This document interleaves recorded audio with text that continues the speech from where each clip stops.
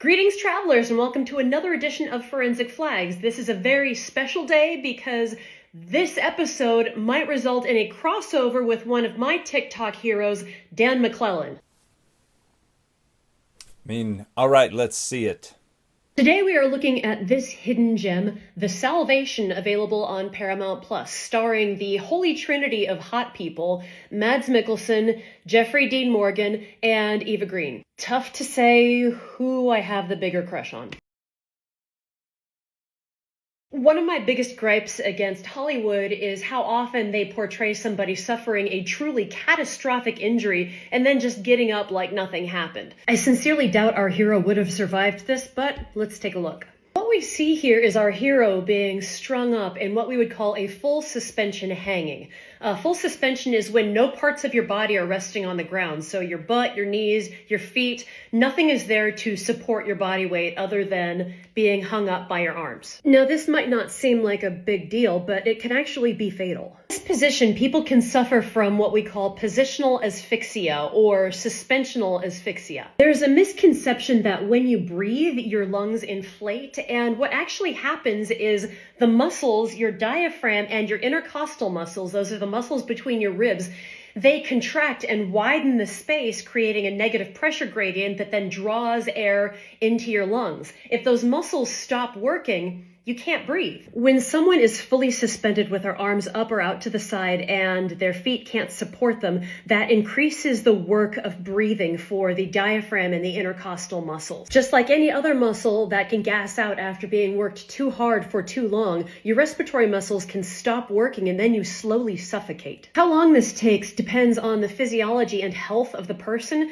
but in this scene, Mads hangs there for a good 10 hours or so, and that's more than enough time to kill you. I don't know what the bad guy's plan is here, but they better get cracking because Matt's gonna be dead by morning. And for anybody wondering, yes, I actually have been on a scene where this happened. Well, not just like this one, not in the Old West with hot people everywhere. Now, Dan, this is where you come in. I don't know if this is true, but the pathology checks out. I was told that when crucifixion victims like Jesus, if they didn't die from their injuries inflicted by the process itself, they didn't die fast enough, the soldiers would then break their legs so they wouldn't be able to support their own weight, and in that way, they would then essentially die of positional asphyxia. So, is this true? Did Roman soldiers really break people's legs so that they would die faster from positional asphyxia? Dan, feel free to jump in here.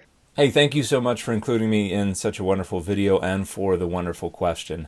And it seems to me, based on the research that I have available, that it is unlikely that the Roman soldiers would have broken Jesus's legs while he hung on the cross. And two, even if they did, and even when they did break people's legs as a punishment, the point was not to cause death by asphyxiation, but almost certainly to cause death by loss of blood.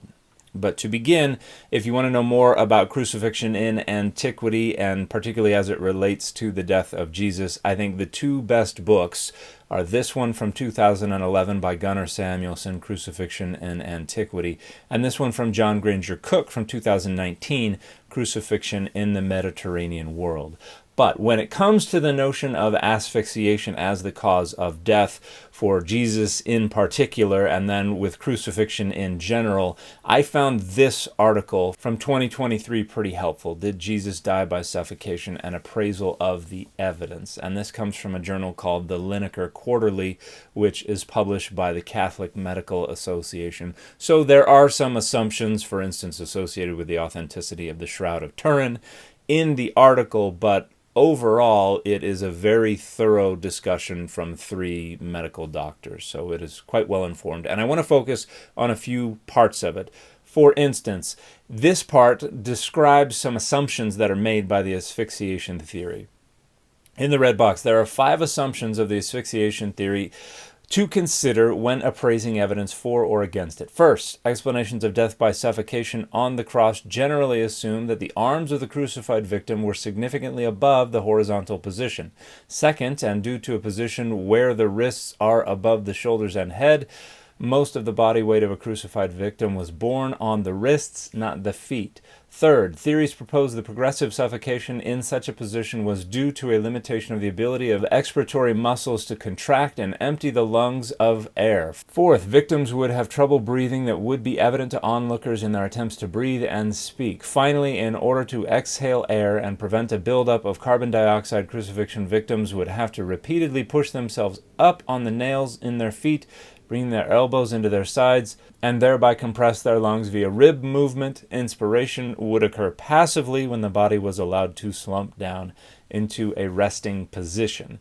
Now, the rest of the article is going to go through and talk about why these assumptions don't seem to hold water. And you had the question specifically about breaking the legs, and what they point out here is that we have no evidence beyond the Gospels that breaking legs was ever used to hasten the death of crucifixion victims. It was a standalone means of capital punishment. So starting in the red box on the bottom left, the second piece of evidence was that Pilate ordered the legs of the thieves crucified beside Jesus to be broken to hasten death. Crucifragium was a standalone form of capital punishment in the Roman Empire, and no writing outside the Gospels has been found demonstrating another instance of combining crucifixion and shattering of the legs. Ancient sources do not distinguish whether this just means the tibia or can include the femurs as well. While asphyxiation theory proponents state that leg breaking would lead to rapid suffocation since victims could not rise on the cross, there is a simpler explanation. Shattering the leg bones leads to tremendous blood loss. We have a quote from an article about people who are suffering broken legs. It's hard to imagine executioners doing less than causing open fractures of both tibias, and based on the above article, this suggests the loss of a minimum of 2 liters of blood, enough to cause death by shock even in a healthy patient. In victims who were already hemodynamically compromised and in a vertical instead of recumbent position, the loss of a few more liters of blood would rapidly push them to death. So the article is pointing out that suffocation would likely not have been the primary cause of death for crucifixion, and the breaking of the legs, if it were done to a victim of crucifixion, would have killed them from blood loss before it would have killed them due to suffocation. So I don't know if there has been more recent research on this or a better argument that has been proposed. I'm not a doctor. I'm certainly not in a position to be able to say this makes more or less sense to me. That's the kind of thing you're an expert in, not me. But I would highly recommend checking out this article if you want to see the full argument. It is open access, so you can just Google the title and get the whole thing for free. I hope that's been somewhat helpful. I would also recommend checking out those other 2 books for more on how we know what we do know about crucifixion and what the habits and the trends were in crucifixion in the 1st century CE to get a fuller and more complete picture of what was going on there. And the fit for this video is, I'm too clumsy to be around fragile masculinity. My boss gave me this t-shirt after I got into a fight with a bunch of firefighters and apparently hurt their feelings. True story. Love it. And my fit for this video has been the McFarlane Spider-Man.